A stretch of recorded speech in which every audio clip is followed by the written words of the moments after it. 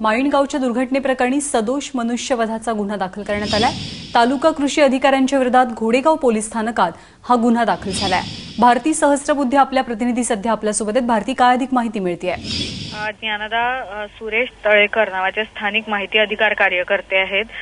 त्या भागातले माहिती अधिकार कार्यकर्ते गेले अनेक वर्ष तिथला जो पकडाई नावाचा एक कृषी विभागातर्फे राबवला गेलेला प्रकल्प आहे त्या प्रकल्पाविरोधात काम करत होते। ते सांगत होते की अशा पद्धतीने हा प्रकल्प राबवणं अयोग्य आहे आणि आता त्याच माहिती अधिकार कार्यकर्त्यांनी काल झालेल्या या दुर्घटनेच्या नंतर घोडेगाव पोलीस स्टेशनमध्ये या सगळ्या प्रकाराबद्दल तक्रार दाखल केलेली आहे। कृषी विभागच या सगळ्याला जबाबदार आहे असं म्हणत ही तक्रार दाखल केली गेलेली आहे आणि म्हणूनच कृषी अधिकाऱ्यांच्या विरोधात त्या तक्रारीवरून आता गुन्हा दाखल करण्यात आलेला आहे सदोष मनुष्यवधाचा। भारती, धन्यवाद या सगळ्या सविस्तर माहितीबद्दल।